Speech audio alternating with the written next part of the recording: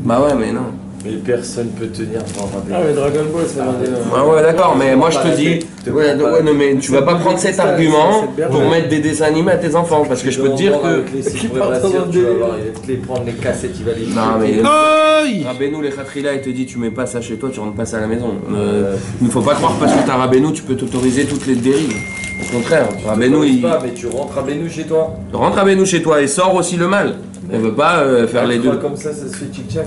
Tu les as pourris, ça fait combien d'années déjà? Non, bon, voilà, genre, au bout d'une semaine, ils m'ont... Mais c'est moi, mais la force, c'est que c'est moi qui leur ai rentré, ils voulaient pas de ça. Moi, elle a pleuré quand elle a vu la Reine des Neiges. Pourquoi je t'ai dit je l'ai regardé tout seul? Parce qu'elle a pleuré, et tout, elle a pas kiffé et tout. Je l'ai mis au lit. Non, mais remets-le. Non, voilà.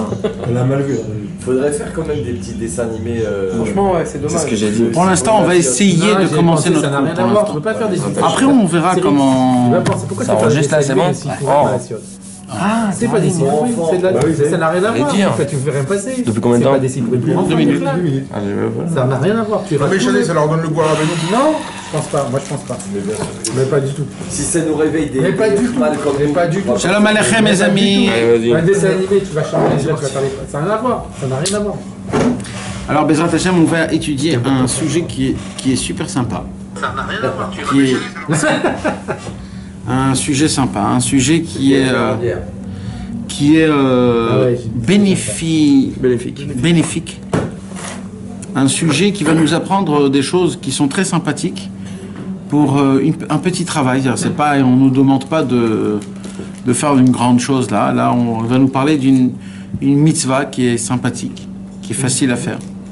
Et grâce à ramène beaucoup d'argent. Et grâce à cette mitzvah-là... Attendez, là, j'ai mal commencé, mes amis. Je me reprends depuis le début. Rabbeinu, comme il a l'habitude, à chaque fois, de nous faire découvrir un nouveau monde, un vrai nouveau monde, dans chaque chose. D'accord? On connaît Tfilin, on connaît Simcha, on connaît Shabbat, on connaît Rosh Chodesh, on connaît ces choses-là. Rabbeinu, il vient et il te fait découvrir un nouveau monde complètement qui se cache derrière et il te dit tout ça c'est ça, et tout ça c'est ça, et tout ça. Et toi d'un coup tu te dis oh là là, mais c'est comment c'est exceptionnel. C'est mamash ce qu'on va étudier aujourd'hui. On va étudier aujourd'hui quelque chose, mes amis. Vous savez, on peut toujours perdre quelque chose dans ce monde, même dans le monde futur. Oui ou non? C'est vrai. Ça peut se perdre. 137. On peut toujours perdre. De l'argent, ça peut se perdre. De la famille, ça peut se perdre. Tout peut se perdre. Il n'y a rien qui peut... Là, ce soir, on va apprendre quelque chose que tu ne peux pas le perdre. C'est beau quand même. C'est beau. T'imagines l'investissement? Ça veut dire là, je viens, je te dis, écoute mon frère, c'est simple. Je vais te mettre un endroit où là-bas, tout ce que tu investis, d'avoir casé. Peut-être tu vas pas gagner, mais c'est impossible que tu perdes cet argent. Maintenant, c'est sûr qu'on te propose, tu vas gagner énormément. Mais même si tu y crois pas, tu peux pas le perdre celui-là. C'est un livret A. C'est quelque chose quand même, t'imagines? Parce que vous savez, mes amis, il y a des mitzvot qu'on peut faire et on peut les perdre. Quand on garde les yeux et qu'après on tombe, on perd. Quand on a endommagé notre cerveau, on perd. On peut perdre beaucoup de choses. Nissim. Quand on endommage le cerveau, on peut malheureusement le faire des problèmes. Alors comment? Alors Rabbeinu il dit il y a un truc, que ce truc-là, tu peux pas le faire. Tu le perds pas. C'est à toi jusqu'à la fin de toute ta vie, même si tu deviens ce que tu deviens. C'est à toi. Bezrat Hashem. Alors, la Torah qu'on va étudier, Bezrat Hashem, le Sichot Taran, le numéro 137, équivalent sur la Torah numéro 204. Comme on est en train d'étudier le Sichot Taran en fonction des Torahs, comme on a l'habitude. C'est explosif, hein. Hein? J'adore cette partie-là. Ouais. Et ben dans le Chaimora, il y a encore un chapitre en entier que de ça, pareil, le tout début. Et dans Yemei Mohanat, il y a ça aussi. Et On voit si tu veux partager, tu vois. Et dans Sichot Taran, il y a plein de inyanim aussi que de ça. On ne va pas parler que du côté moral, on va parler aussi du Sipurim Asiot, comment il a été dévoilé, les contes. Après, on va parler sur le Sefer Hamidot, comment il a été dévoilé. Beaucoup de choses très sympathiques. Donc ce soir, Bezrat Hashem, on va étudier une étude, comme on a l'habitude, que Rabbi Nathan a écrit dans les Likutei Moharan. Rabbeinu il a dit enlève. Alors Rabbi Nathan, il a rajouté ça dans le Sichot Haran. Et il n'a pas mis dans l'Écoute Moran. Il a dit quoi? Il l'a dit, hein? On l'a enlevé. Ah, de l'enlever. Il a dit enlève. Voilà, parce que Rabbeinu, il avait ses raisons de ne pas le faire rentrer dans l'Écoute Moran. Et pour pas que nous on le perd, alors il a écrit dans le Sichot Haran. Ah, cette petite partie seulement. Voilà, c'est cette partie-là. Il a dit enlève du 204. Voilà, normalement ça devait être dans la Torah numéro 204 du Likutei Moharan. D'accord, mais Rabbeinu, il a choisi de ne pas le écrire dans le Likutei Moharan. Il a dit c'est pas pour le Likutei Moharan, donc Rabbi Nathan, il a écrit ça dans le Sichot Haran. Donc c'est très important, Bezrat Hashem, on va étudier. Alors avant ça, on va étudier d'abord la Torah, si je me permets devant vous. C'est une petite Torah, une toute petite Torah, d'accord? On va l'étudier, Bezrat Hashem. Et là-bas, Rabbeinu, il parle au sujet de la Ma'ala de la Tzedaka. La Ma'ala, comment on dit la Ma'ala? La grandeur. La grandeur? Si. La valeur? Non. La grandeur. La grandeur d'avoir. de la Tzedaka. C'est quoi la Tzedaka? De la charité, on peut appeler ça de la charité? La grandeur de la charité. Alors, avant que je commence mes mots, je ne sais pas si vous avez déjà eu cette habitude, mais malheureusement aujourd'hui, comme que Dieu ait pitié de nous, à cause qu'aujourd'hui, il y a beaucoup de gens qui sont dans le besoin, et il y a beaucoup de gens qui demandent de l'argent. Et pour demander de l'argent, alors tu peux pas juste dire est-ce que tu as un truc à me donner, est-ce que tu as un billet à me donner, est-ce que s'il te plaît tu peux... Alors aujourd'hui, qu'est-ce qui se passe? Des gens qui sont dans le besoin et qui commencent à demander de l'argent et qui ont un petit peu de connaissances, alors eux, ils commencent à trouver des chidouché Torah sur l'importance de la tzedaka. Vous comprenez, les amis? Comme servent des chidushim pour... voilà, comme quoi, par exemple, Akadosh Baruch Hu, il a dit toute la raison pour laquelle j'ai... pour récolter. Voilà. Ils font ça pour récolter. Non, mais maintenant, c'est pas méchant. Ouais, mais c'est pas... Non, c'est où de la Torah pour... Alors c'est où le problème? Le problème, c'est qu'après, parce que tu entends ça partout, oui, dans des fascicules que tu reçois chez toi à la maison, à la radio, chez le Vaad Olami, après à Bnei Brak. Quand tu roules même. Et partout, ouais, partout, t'entends. Tu peux allumer une radio et pendant toute la journée, il te parle, et la grande tzedaka, de ça, etc. Alors à la fin du compte, il se passe quoi? C'est que dans ton cerveau, dans ton cœur, déjà il se ferme de base. Tu peux lui raconter la chose la plus élevée qui puisse exister, ça se referme. Mais encore plus que ça, au moment où quelqu'un il te demande, est-ce que s'il te plaît, t'as pas quelque chose à me donner, ou mais c'est pas que pour moi, c'est pour eux et pour la vraie crime. Alors tout de suite dans ton cerveau, ça tu le regardes. Pas bien. Pas bien, voilà. Jusqu'à qu'il y a des gens qui mettent une condition à un rabbin. C'est quoi la condition qu'il dit de sa grandeur? Avec tout ça, il m'a rien demandé comme argent. Non mais tu rigoles, mais c'est vrai. Dès que quelqu'un commence à te demander, il rentre dans la catégorie des gens qui te demandent de l'oseille dans ta tête. C'est triste. Et je vais te dire, ceux qui commencent par donner qui commencent par parler un petit peu de Torah et de l'importance de la tzedaka, t'as envie de lui dire, écoute, prends l'argent et... Genre, me fais pas une déballe. Dis-moi que tu les testes, je vais t'apprendre à les tester. Tu leur donnes des pièces jaunes. Mais en général, ils te les jettent dans la gueule. Ah non, Nissim, on n'a pas le droit de faire ça. Ah mais ceux-là, frère, je te dis, je leur donne que dalle. Écoute-moi, Nissim. Vous voulez savoir le Hémet? Non, mais tout le monde a raison et tout le monde n'a pas raison. Il te donne du mérite que Alors tu veux que je te réponds à ça, Nissim? Tu veux que je te réponds à ça, Nissim? Lui, tu sais pas depuis quand il demande de l'argent. Non, lui ça fait hier et avant-hier et il a pas, et sa femme lui attend et quand il reçoit une pièce jaune il dit mais vraiment là il est sérieux. Alors ok, c'est une autre histoire. Ok, alors c'est ça, y a pas de problème. Alors il faut lui dire mais Khila mamash mon frère, mais Khila. Jeter les pièces à la figure. Ok. Bon, Mamala, ça tombait dans un problème. Ouais, bien sûr, j'ai ramassé, j'ai rien dit. Il y en a qui sont insistants aussi, il y en a qui te mettent mal à l'aise. Nahon. Tout ça, ça veut pas dire que c'est pas bon. Non, j'ai pas dit Nous les Français, on est très comment ça s'appelle, très typique, très méticuleux. Il faut pas trop t'embêter, il faut que tu restes dans comment ils appellent ça? Politiquement correct. Voilà, correct. C'est-à-dire, le fait est que je crève de faim et que je te demande un peu d'argent, c'est pas correct. C'est pas comme. C'est une autre mentalité, c'est vrai. Mais bon, je suis pas venu pour dire ça. Maintenant, ce que je suis venu, c'est le fait est que, comme malheureusement aujourd'hui, c'est quelque chose de courant. C'est quelque chose de courant qu'on demande de l'argent à droite, à gauche, et qu'il y a des gens qui sont pauvres et qui disent j'ai pas. Et toi, t'en as marre. T'en as marre d'entendre le même disque qui revient tout le temps, etc., etc. Et quand c'est un rabbin qui vient et qui te dit ça coûte de l'argent, tu dis oulala, ça veut dire quoi ça? Oh! Raquette là! Hein? Lui, il te demande en tant que tzedaka, il te dit j'ai une yeshiva, j'ai des avrichim. Bon, il dit pas c'est pour moi. Il dit j'ai des choses, etc., etc. Je comprends. Prends 50 pompes. Je suis pas battre sur Kerber, moi. Top. Alors, il y a le fait que ça vienne de soi et le fait qu'on demande. Alors, en vérité, mes amis, je vais vous apprendre quelque chose. De base, écoutez bien. Parce que regardez comment le Yetzirah, il est fou. Je ferme. Quand tu vas acheter du lait, quand tu vas acheter du pain, tu sors ton argent et tu te tais, Nahon. Pourquoi? Parce que tu es venu acheter du lait et du pain. Quand tu viens chez quelqu'un et que quelqu'un il te demande de l'argent, d'accord? Alors, je parle pas maintenant d'un mec qui est pauvre et qui est etc. Je te parle par exemple d'un rave, par exemple. Il te consacre un peu de temps. C'est pas normal que tu lui donnes un peu d'argent? C'est normal. Mais non. Si, c'est normal. Pourquoi ce serait normal? Parce que pour son temps. Lui, il aurait dû rester chez lui à la maison en train d'étudier la Torah.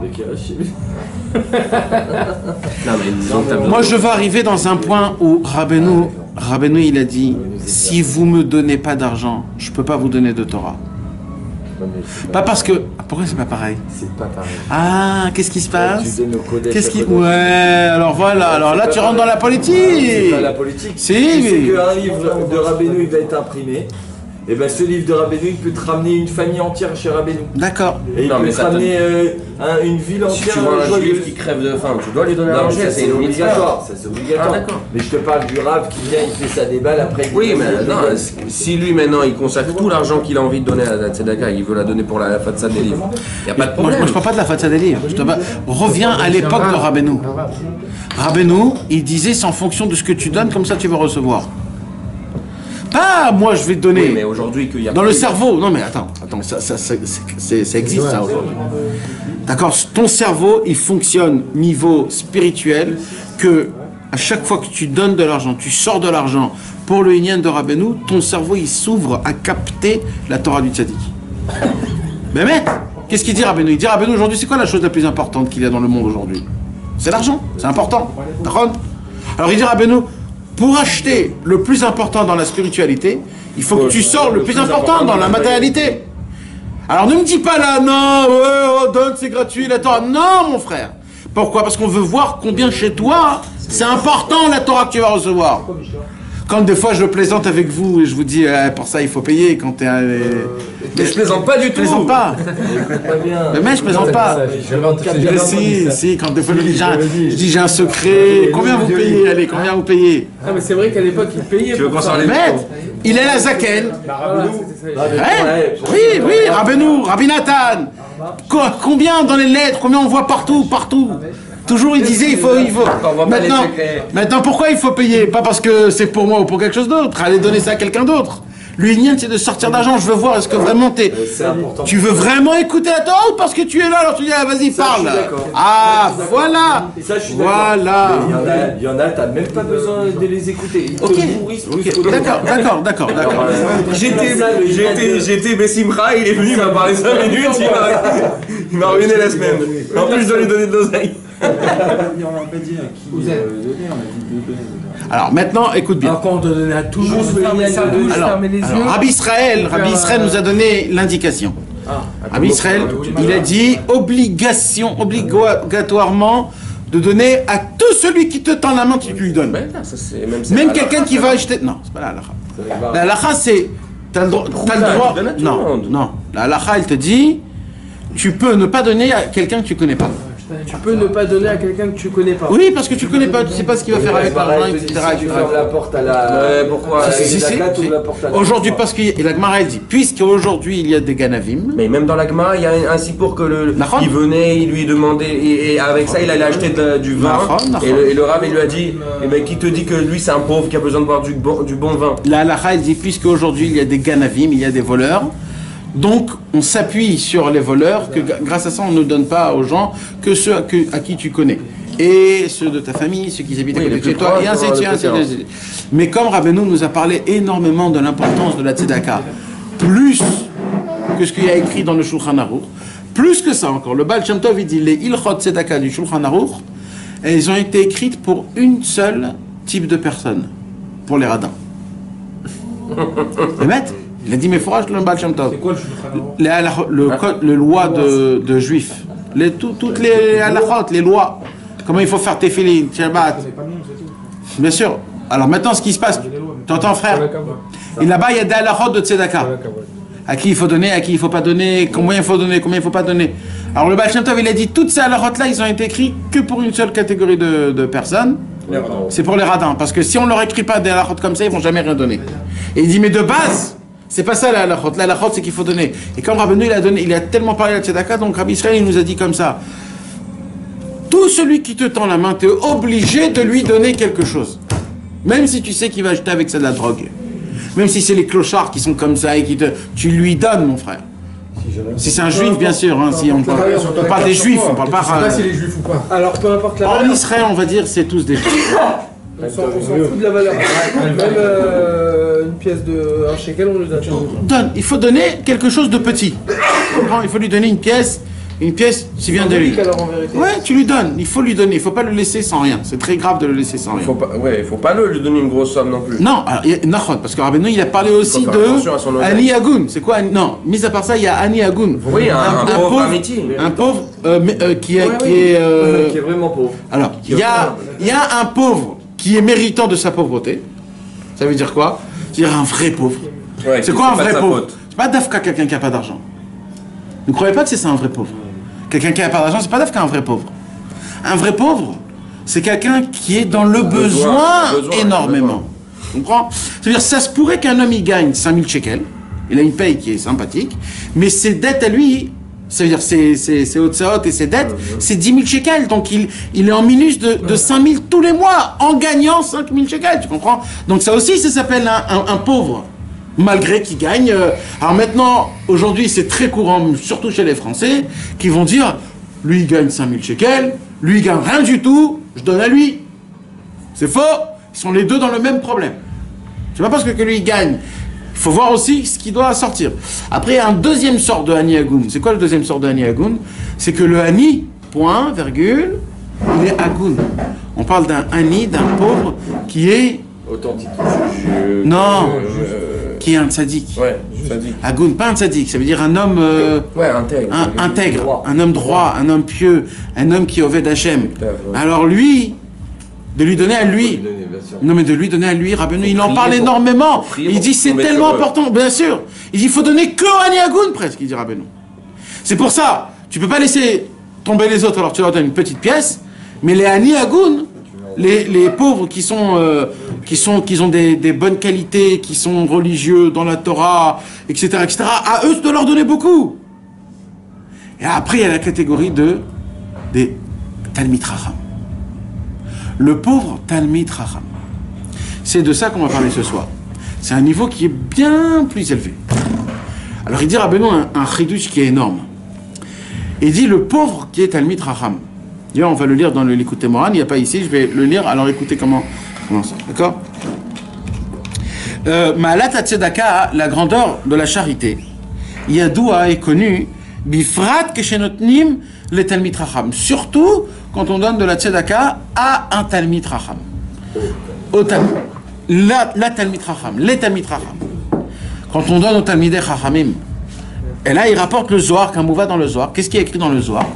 Il est écrit dans le Zohar que comme dans un corps humain, c'est quoi qui maintient tout le corps humain?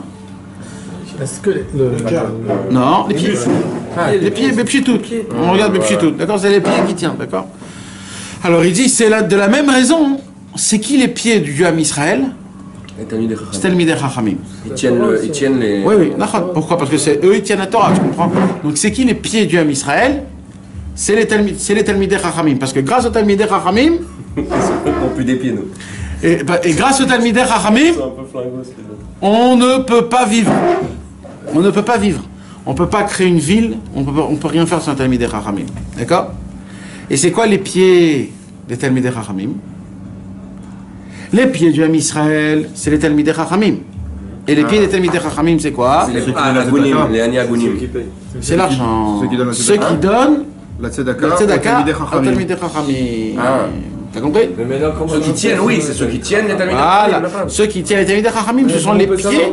Hein? Nous, on peut pas savoir. Maintenant, tu sais. Ah, non, tu peux pas de quoi? savoir. Qui est un Talmid Chacham? Ouais. On va en parler de ça aussi. On va en parler de ça. Ah. Mais déjà de comprendre le terme.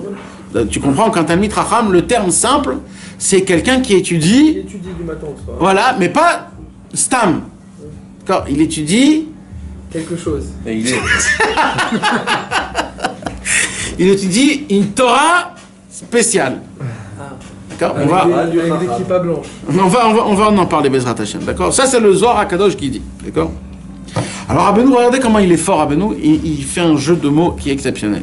Il dit Shamot, il dit Rabbeinu, l'argent qu'il donne à un Talmid Chacham, ça s'appelle Tomche Oraita. Ça veut dire quoi? C'est ça qui tient la Torah. Ce sont les pieds de la Torah. Ça veut dire quoi? Dans le Sefer Torah, il y a 2 bâtons, que grâce à ces bâtons-là, on tient le Sefer Torah. Tant que tu ne prends pas le parchemin et tu couds le parchemin avec le Etz Chaim, c'est-à-dire avec le bois qu'on tourne, c'est pas encore un Sefer Torah. Le Sefer Torah, il devient un Sefer Torah quand, d'après les Sfaradim, on le fait rentrer dans la boîte, comme d'après les Ashkenazim, on le coud avec les deux bois. Là, ça devient un Sefer Torah. Il dit, Rabbeinu, il dit l'argent que tu donnes à un Talmid Chacham, c'est quoi cet argent-là?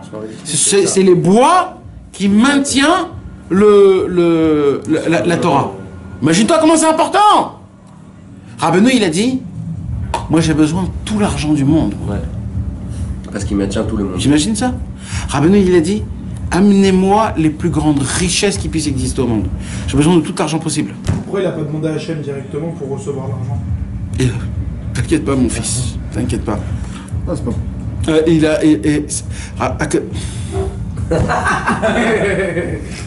On peut pas répondre à ça. Rabbeinu, il n'avait pas besoin d'argent. Non, pour tenir le monde, c'est d'Afka nous qu'on donne. Pas que Dieu il lui donne. Il n'y a pas besoin de l'argent, il avait Dieu il fait en sorte qu'il te donne à toi pour que toi tu aies le mérite de donner. Moi je veux donner. Ben voilà. Voilà. Vas-y, donne. Non mais t'as compris. Luisant, t'as compris. Je te répète. Hachem fait en sorte qu'il nous donne à nous pour que nous on ait le mérite de leur donner. Voilà, pour que toi tu as cette mitzvah qui est énorme. Dieu il dit, moi je peux lui donner à Rabbi Nachman.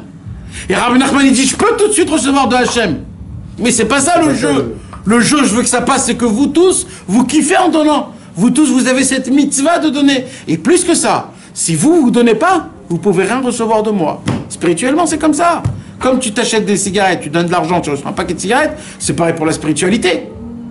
Quand tu viens, tu donnes de l'argent. Quand vous venez, vous achetez du coca, vous achetez des pizzas. Vous croyez que c'est stam des bêtises? Vous croyez que c'est stam des bêtises?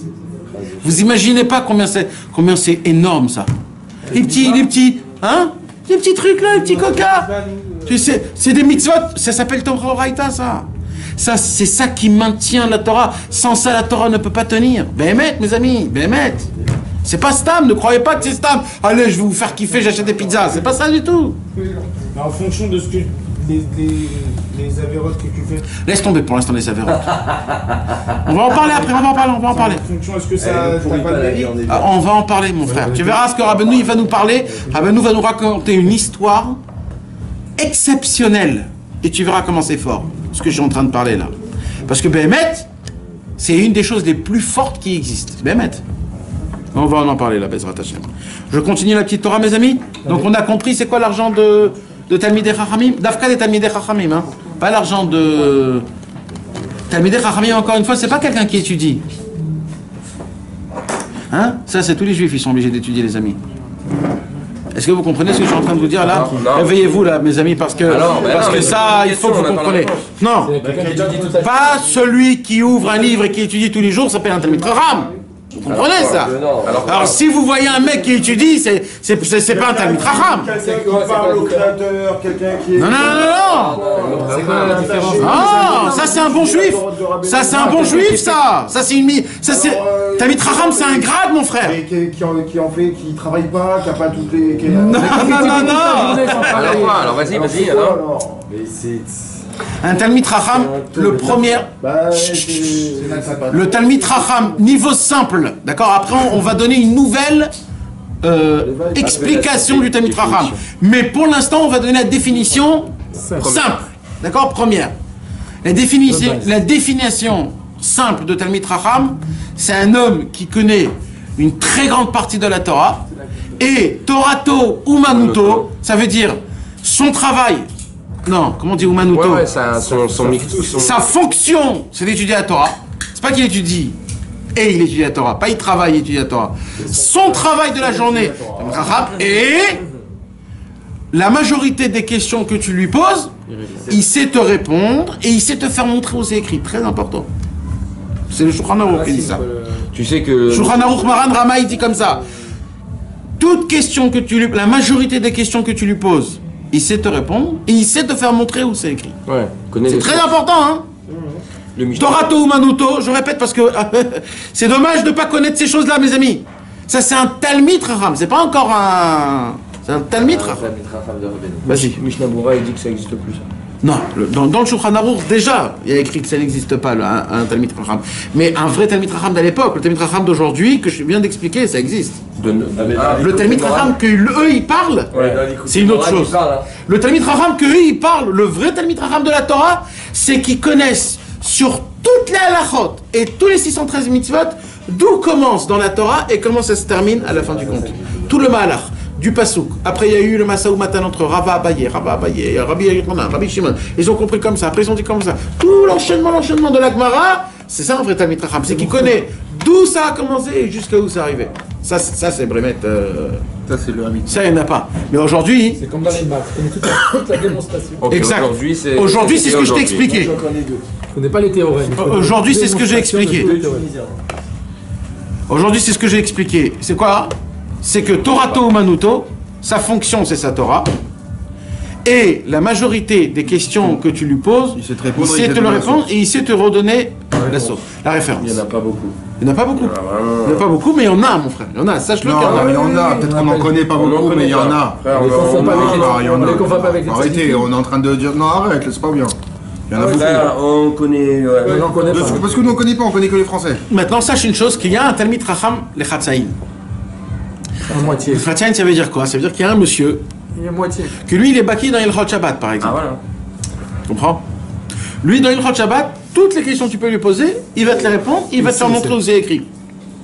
Maintenant, tu lui poses des questions sur Tfilin, je sais pas. Alors ça s'appelle Talmid Chacham le Chatzaïn. Ça existe, ça. Et ça, c'est un petit... C'est ça qui se passe en ce moment. Tu lui donnes la moitié de spécialisation. C'est rare qu'un mec soit baki sur toute la Torah. Pas la pleine somme. Tu donnes la moitié. Mes amis, tout ça, c'était le sens très simple, d'accord? Abonnez, vous nous emmenez dans un autre monde. C'est juste pour que vous puissiez connaître. Ça, c'est des choses très importantes à savoir. Mais là, quand il parle Rabbeinu dans la Torah 4 du Talmid Chacham, qu'il faut aller lui voir pour qu'il prie pour nous et tout. On parle d'un Talmid Chacham baki dans toute la chasse au poskim. Non, là, un chasse au poskim. Non, Rabbeinu, il est bien plus haut que Talmid Chacham, t'es fou ou quoi? Mais il est tout. Mais non, mais bah oui, alors Talmid Chacham, c'est comme si tu dis le marshal, il est aussi un général et un caporal. Mais mon frère, ne me dis pas je suis un général, un caporal, je suis le marshal, mon frère. Tu peux pas dire ça, tu comprends? Talmid Chacham, Rabbeinu, il nous a fait une bonté de dire Talmid Chacham parce que c'est un niveau qui est accessible pour lui. Voilà, tu comprends?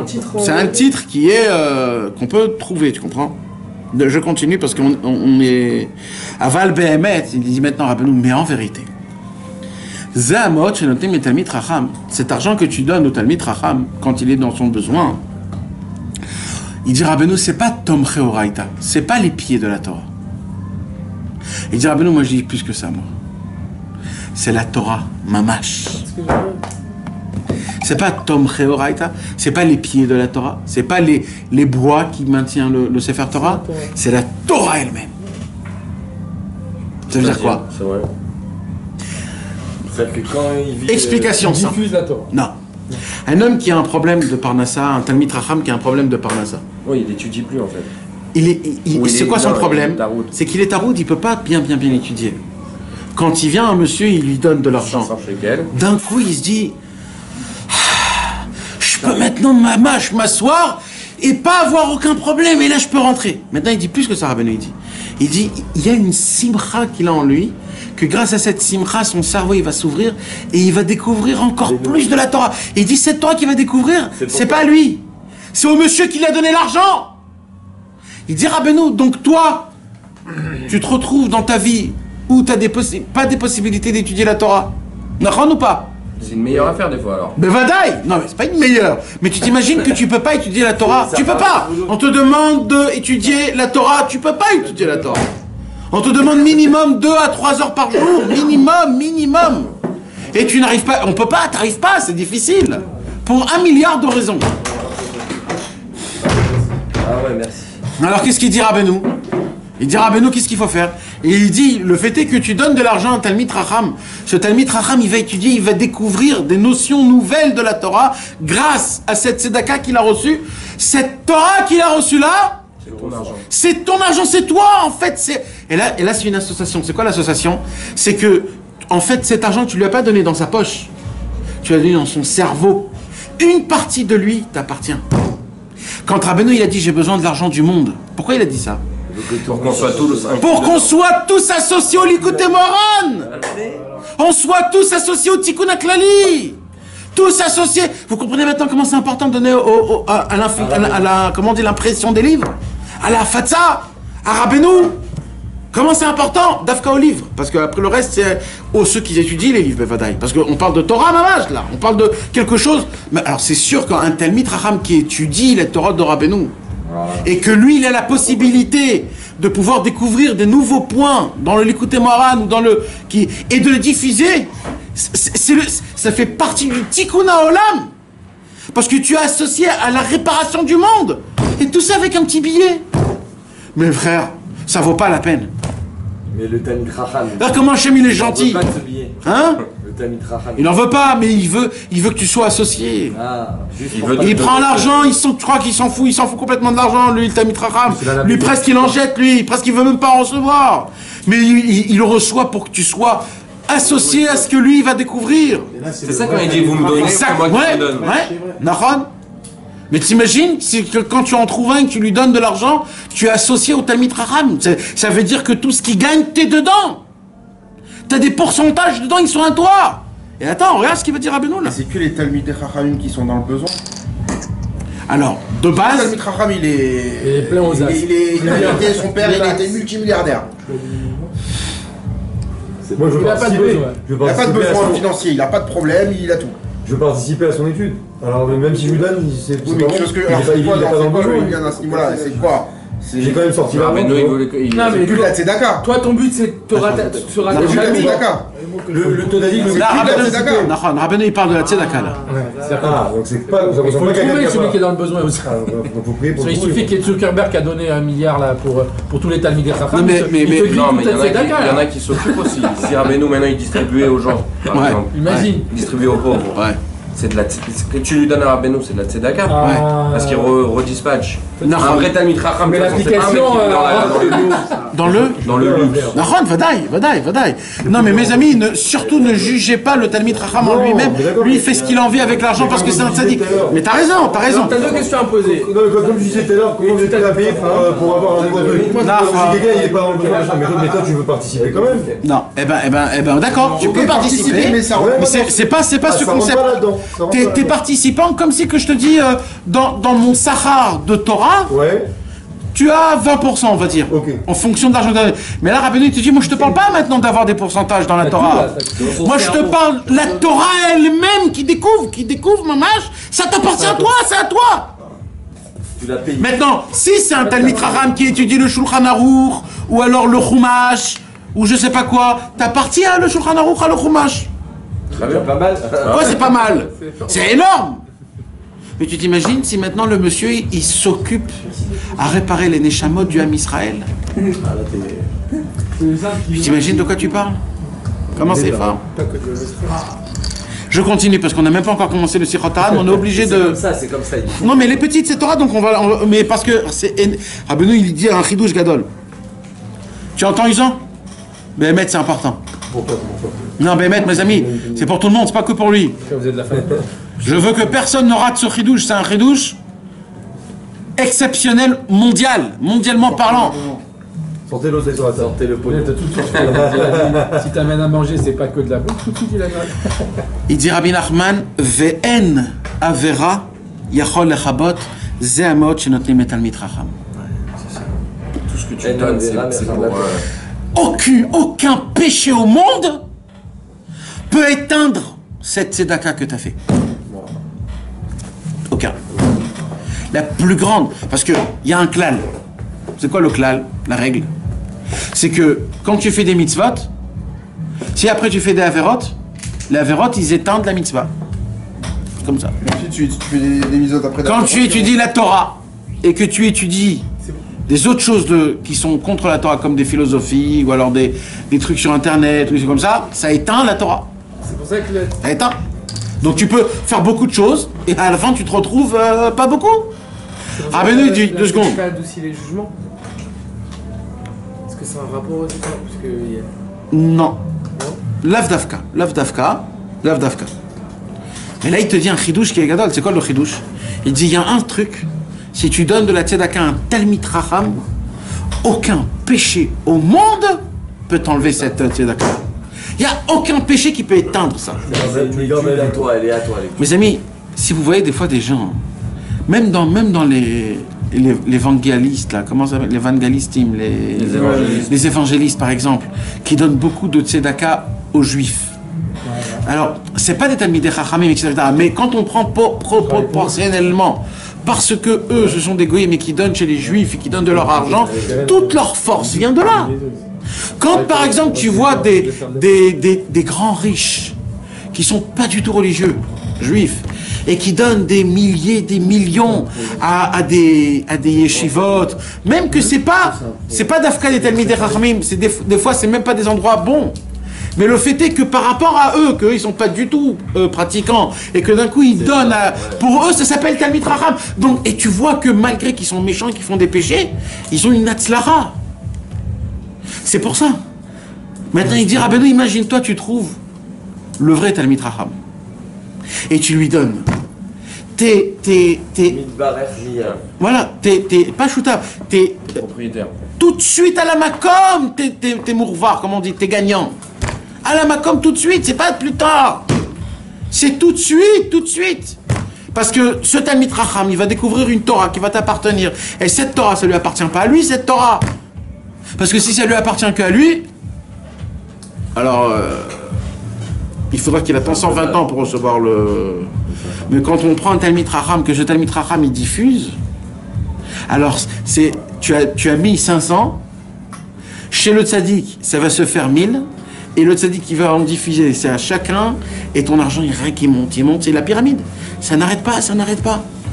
Et si tu le mets sur YouTube, si tu le mets sur internet, si tu le mets, ça n'en finit plus. Et après tu imprimes des livres, et les livres créent la hafatza, des gens qui sont méfites. T'imagines celui qui donne à Rabbeinu, ça va dans des livres, ça va dans des gens qui vont diffuser les livres, dans des cœurs, dans des cerveaux, dans des humains, ça n'arrête plus. Après, les livres, ils sont écrits en français, en chinois, en hébreu, en truc, et ça va dans le monde entier. Tout ça pour une petite tzedaka qu'un monsieur, il a mis, une petite Torah de Keva de 100 shekels, Une petite, c'est des bêtises, hein, tout ça. On a très peur du mot Radkeva. Ouh là, t'entends Radkeva, t'as 2 lumières rouges qui s'allument, il faut que je me barre vite fait d'ici, le mec il va m'attraper, il va m'égorger. Mais tu sais, Non, mais... Non, pardon. Vas-y. Non, mais des fois, c'est mon jugement, peut-être que quelqu'un ne connaît pas. Des fois, c'est peut-être mieux d'être direct, au lieu de faire semblant d'achat, ou alors. Non, ou. Direct. C'est-à-dire quoi? De donner. Il y a des méthodes, c'est une vente. Ouais, d'accord. Alors vous êtes dans ça. Voilà. Donc automatiquement, c'est ce que j'ai dit. Non, Automatiquement, non, vous voyez.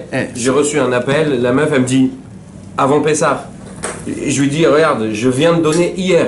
Elle me dit, ah, que la cavotte que t'as donné, super. Combien t'as donné? Bon, déjà un peu curieux, tu vois. Je dis, vas-y, je dis. Elle dit, ah, ok. Tov, eh ben, tu vas passer des bonnes fêtes et tout. Regarde, tu vas manger de la matzah et tout, machin, truc et tout. Dans la main que j'ai. Nous maintenant, on a des orphelins qui n'ont pas à manger et tout. Qu'est-ce que toi, ça te fait que tu vas manger de la matzah et tout et qu'ils n'ont rien à manger? D'accord, je parle pas de ça, moi. C'est horrible ce qu'elle m'a fait. Ça veut dire au bout d'un moment, j'étais obligé de faire des bails. Genre, elle m'a tué. Il faut l'interpréter autrement. Je dirais qu'en fait, toutes ces histoires des rabbins qui parlent de tzedaka et tzedaka, peut-être Hachem nous dit mais donnez tous des tzedaka à mes enfants, ça, on va être délivrés. Ouais, ça se pourrait Parce aussi. qu'il y a marqué qu'avec la tzedaka on va être délivrés. Nachan. Tu voulais dire? C'est des signaux. Non, il n'y a pas de. Je pense pas. On m'a donné dans la main quelque chose. Après, que je trouvais sympathique. C'est quoi? Mais qu'il fallait l'acheter après, que je me sentais obligé de l'acheter. Et de l'acheter en Horat Keva fois. Je ne pouvais pas le faire. Fois 5000, 360. Je ne pouvais pas le faire. Ouais. Et que, Non, je comprends. Ça se peut des fois que c'est même Et du la vol. cause, elle est juste. La cause, elle est juste. Oui, je comprends. Mais mes amis, tout ça, bon. Encore, il dit à Benoît, Parce qu'on peut se dire, si ça arrive, t'as prié sur ta truc, c'est encore faut il faut vouloir le donner. Il y en a tellement. Je dis, si tu pries pas sur ta tzedaka, Donne, il faut que tu donnes. Cherche pas à comprendre, même si j'ai une pièce, donne.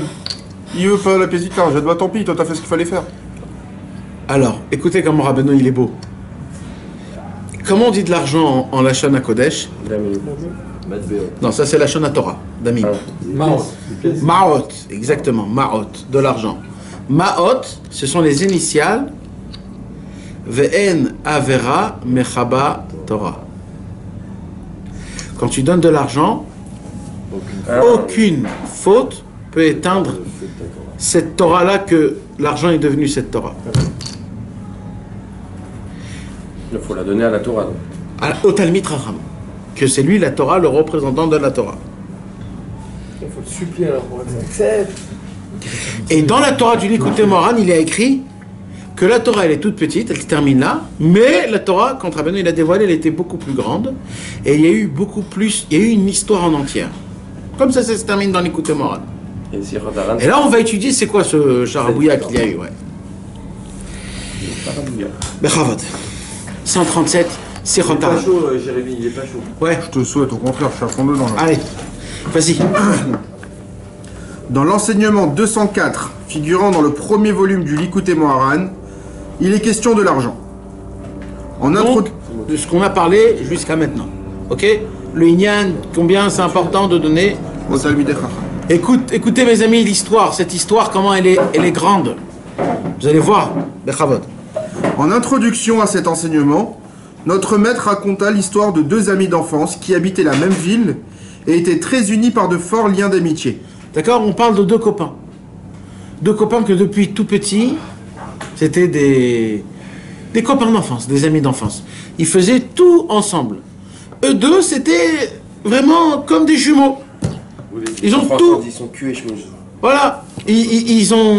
Exactement. Et ils étaient tout ensemble. Ils ont tout fait ensemble.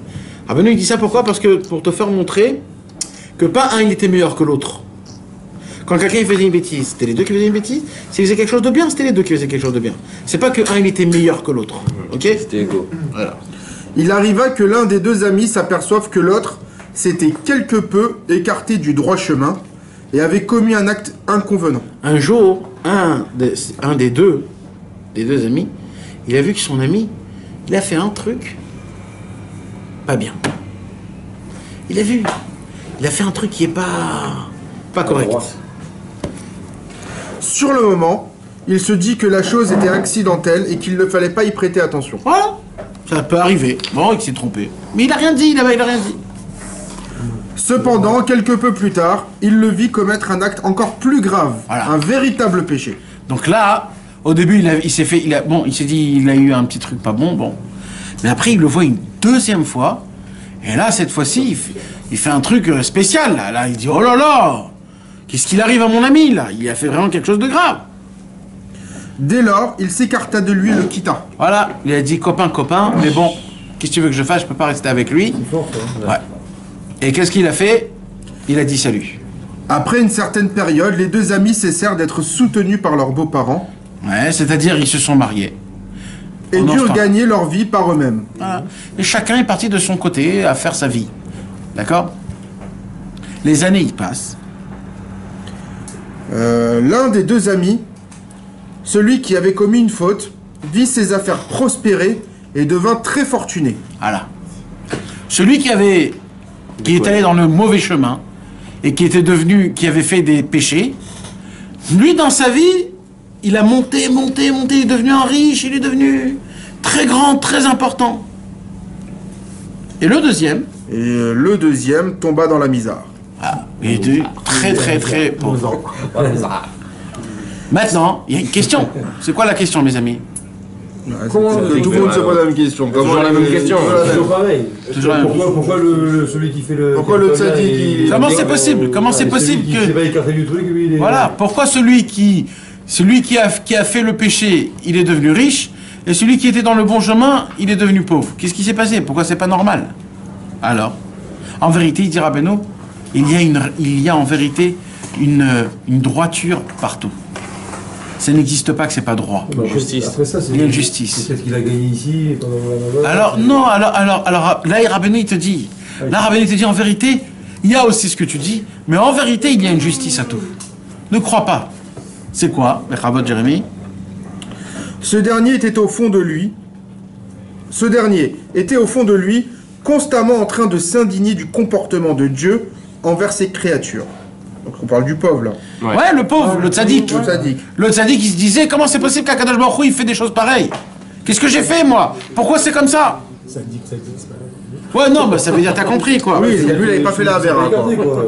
Alors, Il se tenait le langage suivant. Je sais très bien qu'il a commis une grave faute. Comment se fait-il alors qu'il ait le droit à une telle réussite? voilà. Et ça, c'est ce qu'on dit un peu spécial partout. Il avait donné de l'argent.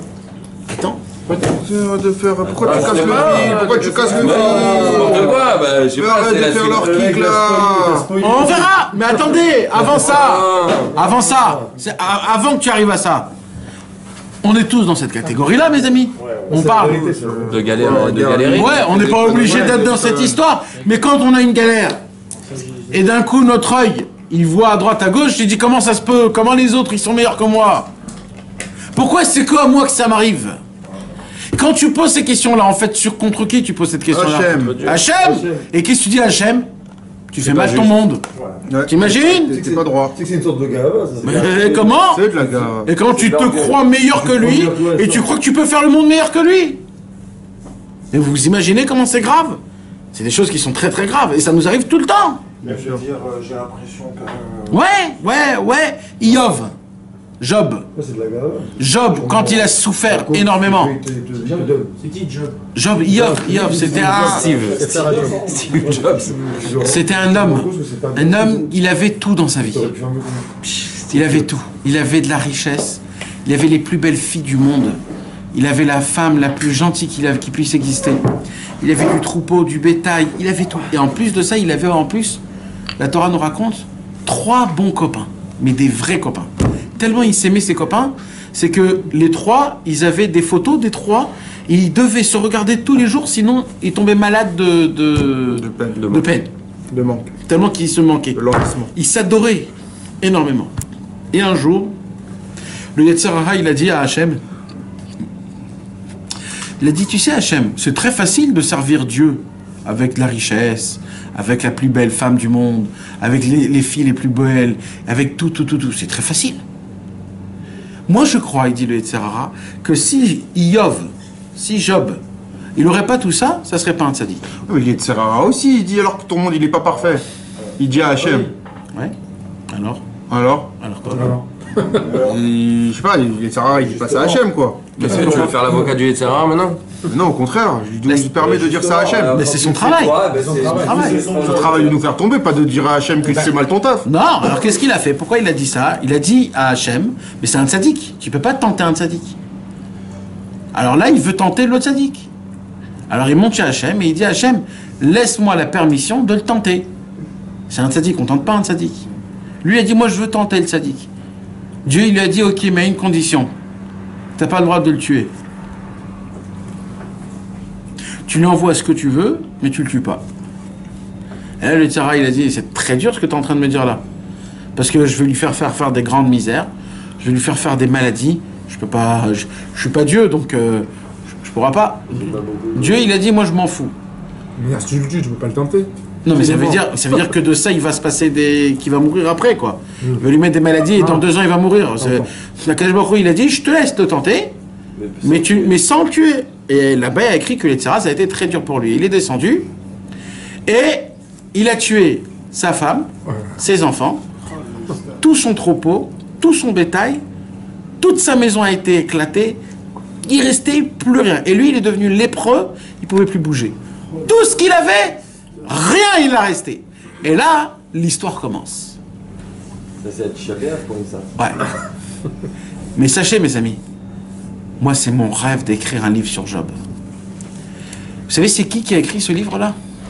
C'est qui a écrit? Non. C'est le seul livre que Moshe Rabbeinu a écrit. C'est Moshe Rabbeinu qui a écrit ce livre. Les plus grands secrets au monde, ils sont écrits dedans. Le secret de Rabbeinu est dedans. Bekitso, c'est quoi toute l'histoire? Tu vas pas le dire ce soir là. Ben non, mon fils. Combien le secret? Ça dépend combien on met sur la table. Non, parce que Bémet, même moi je le sais pas maintenant, c'est des choses qu'il faut. Mais bon. Et c'est quoi tout le livre, Usan? C'est quoi tout le livre là-bas? C'est pas ça. Ça c'est juste le début. C'est quoi tout le livre? C'est ses copains, ses 3 copains, ils viennent et chacun il lui dit une supposition pourquoi ça lui est arrivé. Il enfonce encore plus. Ah là. Tout le livre. Parce que t'as fait ça et nous on te connaît, on t'aime. Il faut que tu fasses comme ça. Et lui il dit une chose, Iyov il lui répond. Après c'est l'autre ami, il dit quelque chose, Iyov il lui répond. Après c'est l'autre ami, il dit quelque chose, Iyov il lui répond. Et comme ça tout le livre. Comment on appelle des discussions. Hein? Les échanges aussi, ouais. Et là-bas un jour, qu'est-ce qu'il dit Iyov? C'est pour ça que je raconte ça. Il dit peut-être Dieu il s'est trompé entre le mot Iyov et Oyev. C'est ce que c'est le mot Oyev? L'ennemi. Ennemi. Il dit peut-être Dieu il croit que c'est moi, je suis son ennemi et c'est à cause de ça. Dès qu'il dit ça, c'est Dieu qui se dévoile. Et il dit tu crois que je me trompe? Tu crois que je me trompe? Alors je vais te raconter ce qui se passe dans le monde. Et là, Kadosh Baruch Hu, il dévoile des choses, comment le monde, il est fait d'une manière qui est à la seconde prête et à la minute.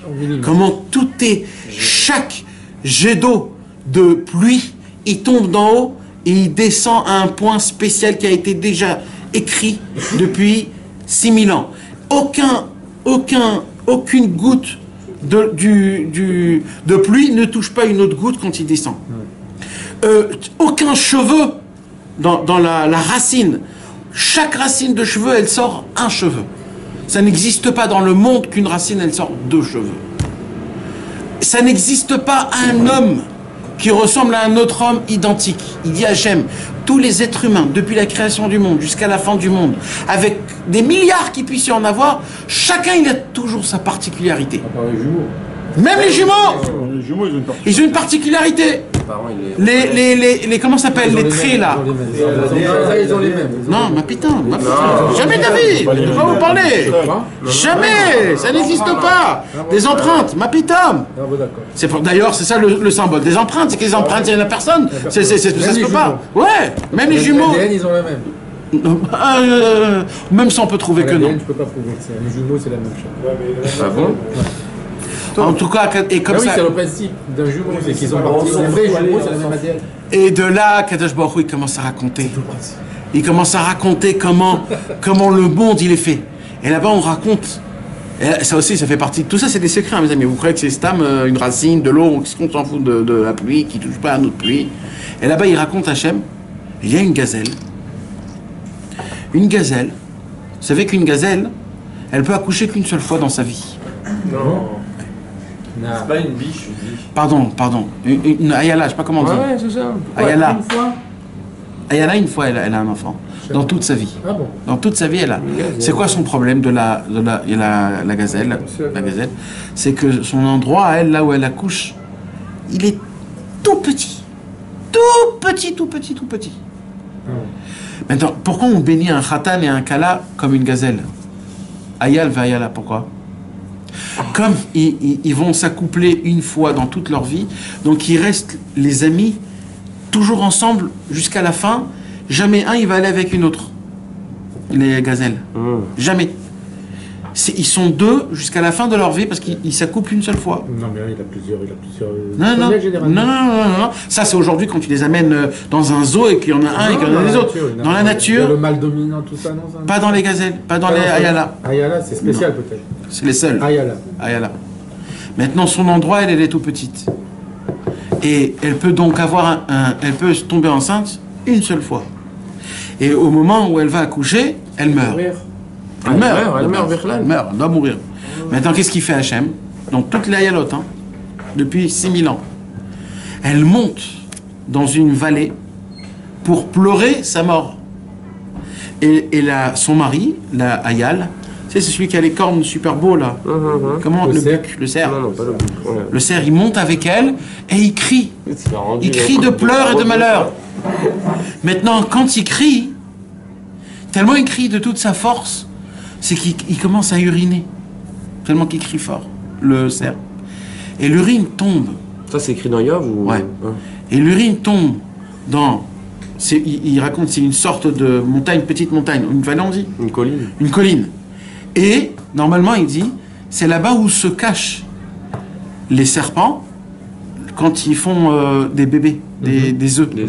Et là, quand le serpent, il sent l'humidité de l'urine, et alors il a très peur pour ses bébés, il sort, il voit ce qui se passe, il pique l'endroit de là où elle doit accoucher. Au moment où elle pique, elle a tellement mal, clac, qu'elle se lâche, et quand elle se lâche, elle accouche. Et ça, c'est à chaque fois. Et quoi? Donc elle a plus que bébé. C'est quoi? Non, alors elle a un seul bébé. Et donc Parce qu'ils ont peur de faire un deuxième. Mais elle meurt pas. Elle meurt pas. Et c'est grâce à ça qu'il y a aujourd'hui des bucs. À chaque fois, c'est comme ça. Et ça, Kadosh Baruch Hu, il dit, et toi, tu crois que je me suis trompé entre Yov et Oyev?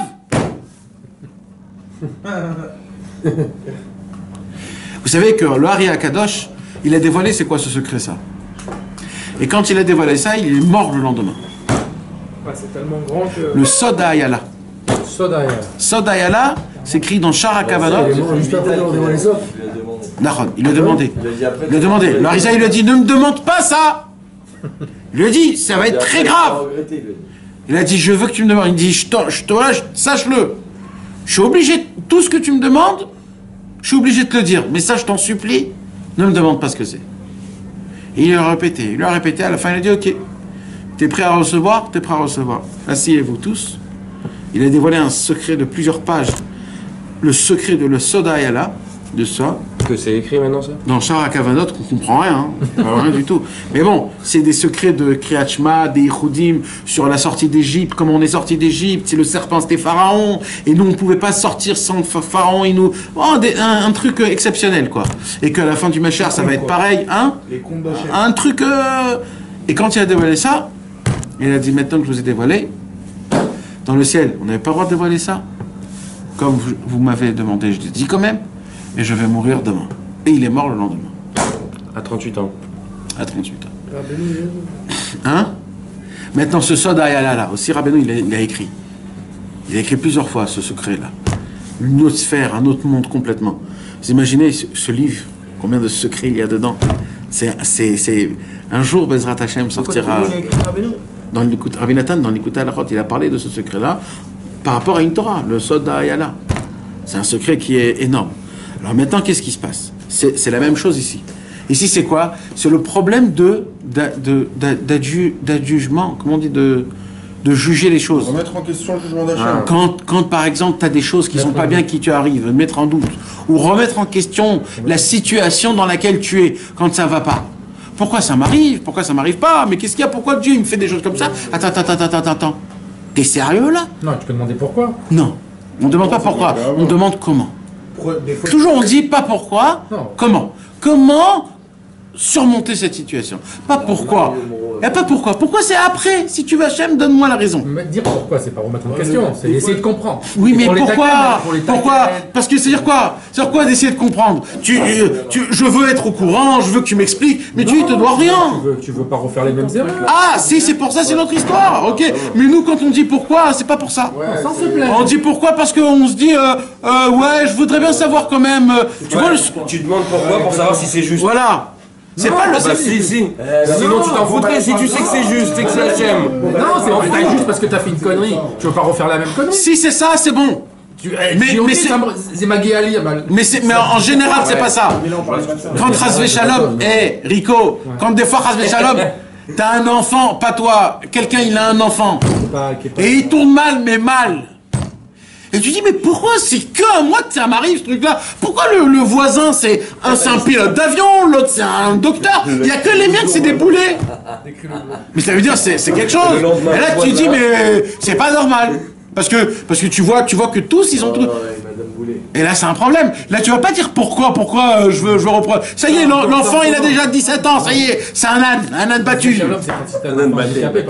Ou alors ça. Tu dis pourquoi moi? Voilà, tu comprends, c'est de ça.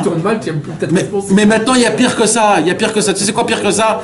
C'est que là on parle plus que ça. C'est quoi? C'est que là on parle que son copain, c'est un rachat, et lui c'est un tzaddik. Donc là, c'est pas juste pourquoi. Là, c'est que la justice est mauvaise depuis le début. C'est que moi, je suis un Oved Hashem, je suis un frère. Yerei Shamayim, j'étudie la Torah dans un kollel. Je fais mes enfants Bigdusha ou Betara. Et je vois que mes enfants, ils tournent mal. Et je me dis, celui-là de Tel Aviv, qui joue avec sa femme, tous le zoo qui puisse exister au monde, et ses enfants, c'est des bons enfants. Mais un truc qui va pas là-haut. Mais qu'est-ce qui dit que le rachat il a pas fait de chouva? Ok, mais c'est pas ce qu'on dit ça, on dit pas ça, crois-moi. Non, on parle dans la. Dans le ça, hein. C'est pas en train de te dire le rachat peut-être qu'il a. C'est pas un cours, ce que je suis en train de faire. Là je dis une supposition. Voilà. Tu comprends? Maintenant, Rabbeinu il va nous dire, Béhémet, tu te trompes depuis le début. Bechavot.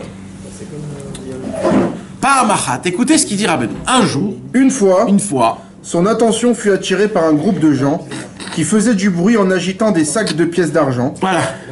Et il s'approcha d'eux. Vous savez c'est quoi? Ouais, les gens qui font la manche. Quand on fait la manche, on fait... Alors on prend des sacs d'argent et on fait comme ça. D'accord? Ok. Les bouteilles. Ah, mais ça, c'est bien, ça. C'est Azodik Doucha, ça. Rabbeinu, il a dit que c'est même ce son, cette musique de pièces, elle est importante. En vache, elle est importante. Ils lui dirent de ne pas toucher à cet argent car il est destiné à son ami d'enfance qui avait fait fortune. Alors là, il a craqué. Là, il y a des gens qui viennent, ils font de l'argent, et c'est pour... Ils lui ont dit, ne touche pas, hein, c'est pour... Alors là, ça y est, stop. Là, je peux plus. Comment c'est possible? Il a dit je vais faire des avérates aussi. On va savoir. Alors là, qu'est-ce qui se passe? Vas-y. Il se dit en lui-même, peut-être le moment est venu de demander l'explication de ce paradoxe. Voilà. Là, il dit, j'ai une très grande question. Et il s'enhardit et leur posa la question. Tout ça s'est passé chez Rabbeinu en vérité. Toute cette histoire, elle s'est passée chez Rabbeinu. C'était deux personnes qui ont grandi à Breslev ou je sais pas où. Et ils ont vécu, etc., etc., etc.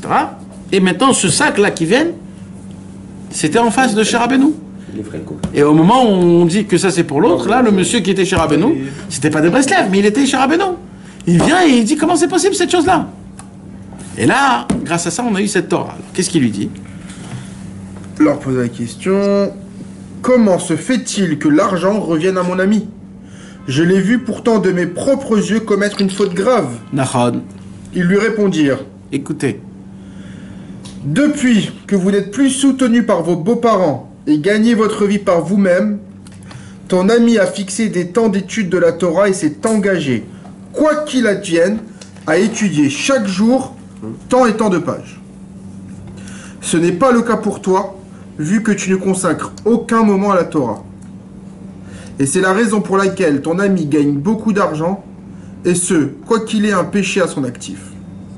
Car comme nous l'apprend le Talmud, le péché annule les préceptes accomplis, mais il n'éteint pas la Torah. Les initiales de l'expression « et le péché n'éteint pas la Torah » Vein Avera Mechaba Torah constitue le mot Maot. Maot. Ça veut dire quoi? Rabbeinu, il lui dit à cet homme-là, il lui dit, mon fils, viens ici. Il lui dit, c'est vrai que toi, t'as pas fait de péché. T'es un bon juif.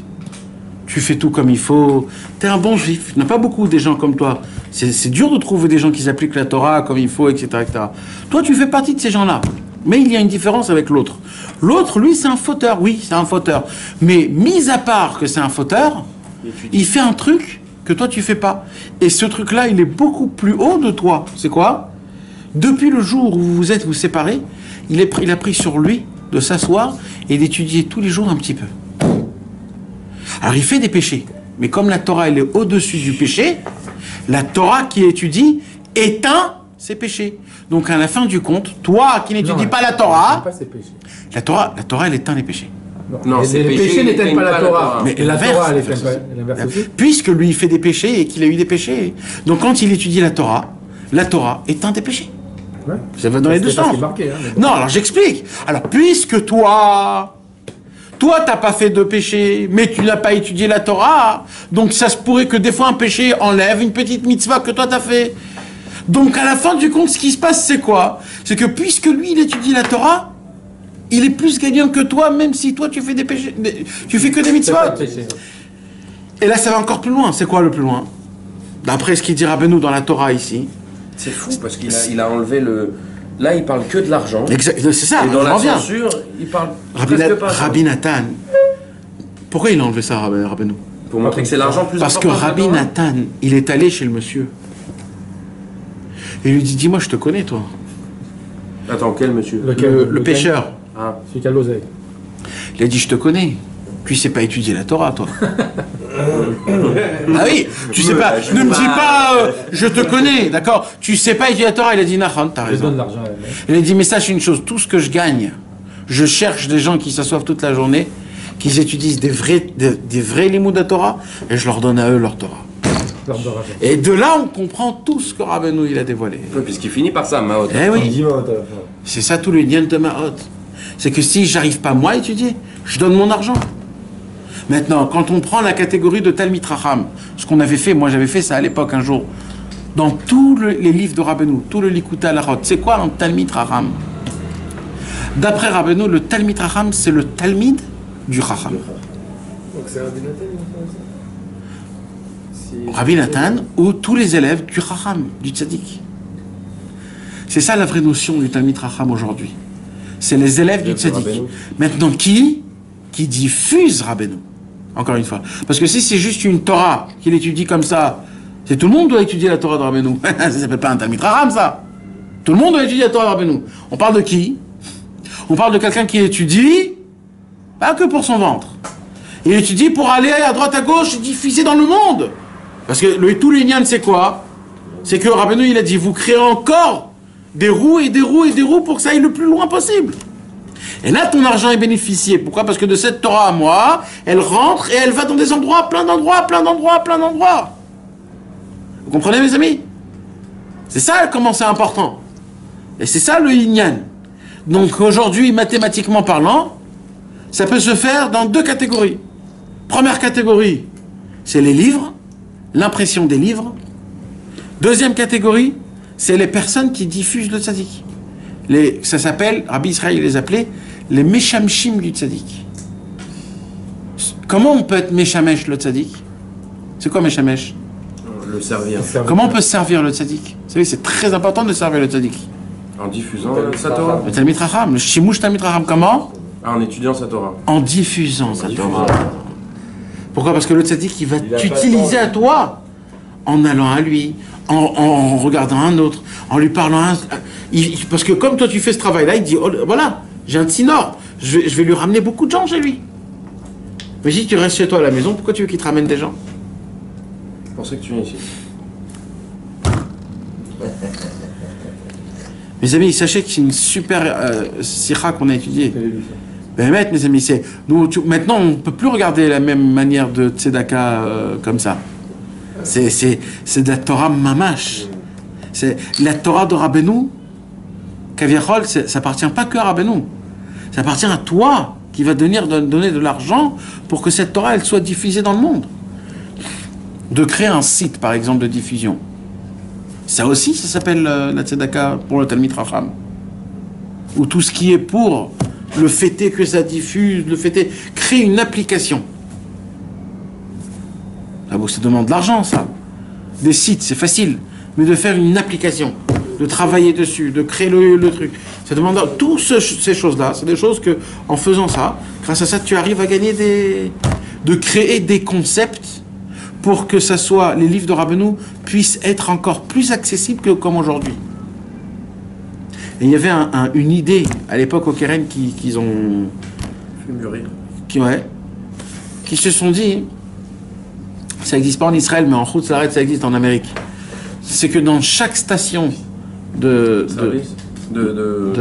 non, chaque station de ski, chaque station de bus, il y a un truc avec non, il y a une station, dit. Ouais, bus station en anglais. Alors il y a comme un Aaron Sfarim avec tous les livres de Rabbeinu en petit. Et tu rentres 10 shekels, 20 shekels, tu fais clac et ça tombe. Et tu le reçois comme une canette. Pour que ça soit accessible, bevadaï. Et ils ont commencé à créer le processus. Mais après, il y a eu un problème par le Misrad Atarbora. Ah oui, même, ils veulent pas. Ouais. Mais non, mais alors il paraît que c'était pas aussi... C'était une histoire d'argent, en fait. Ouais. Que une histoire d'argent. C'est mort. Enfin, c'est mort. Mais t'imagines cette idée, comment elle est grande, comment c'est important. Un truc pareil, tu mets... T'as tout. Non, mais aujourd'hui encore plus fort. Vous voulez faire Rabadera gratuit? Oui. Tous les sites de Rabbeinu. Moi je te parle des livres, parce que c'est important. Il y a une lien important. Azov le digital. Important avec que ce soit le livre. Il faut que ce soit. Bezrat Hashem, ça va sortir bientôt. Juste une petite question. On m'avait donné la tzedakot, j'ai distribué des tzedakot. Au bout d'un moment. On a un peu en galère de fromage. Au bout d'un moment, il y a un mec qui est venu, il m'a donné. Il voyait que j'avais un sac avec des petits papiers de chacun et je l'ai donné comme ça. Et il est venu, lui, il m'a donné. C'est quoi ce truc? Ils sont imprimés ou pas? Il y a un Inyan de recevoir de l'argent chez Rabbeinu, là. On a raté une paracha déjà. Un enfant, il est venu. Peut-être il sait pas, je sais pas. Non, mais j'étais pas en train de... Moi, je distribuais. Vous voyez que j'étais pas en train de demander? Non. Et je voulais demander. C'est le seul. C'est le seul qui me manque. Si tu veux. Oui. T'as pas réussi à se le Shabbat de boulot, quoi. Si tu veux, tu me donnes une pièce. Tu me donnes ton nom. Et moi, je mets la tzedaka en ton nom là-bas. Je fais un petit connectali pour tous ces gens-là. Je veux la voir. Les gens, Zachin la dame Shalom Befana. c'est-à-dire que tu peux sans aucun problème faire ça. Il y a Bereshit, non, mais ça vaut quelque chose. Ça vaut quelque chose. Chez Rabbeinu. Plus il donne, plus il participe. Donc c'est bien de lui dire pas une petite pièce, un petit billet. Non, il y en a, ils me donnent des billets de 100 $. Alors voilà. Et après, quand je donne, c'est surprise, tu sais. Des fois, je donne un petit garçon, le papier, moi je vois pas qu'est-ce qui sortait. Je donne le truc, je lis le nom. Et après, j'ai vu qu'il a ouvert comme ça, il a vu 100 $. Lui, c'est tombé sur lui. C'est fou, vraiment. Baruch Hashem. On a fait cette étude avec Messirut Nefesh. Parce qu'on est venu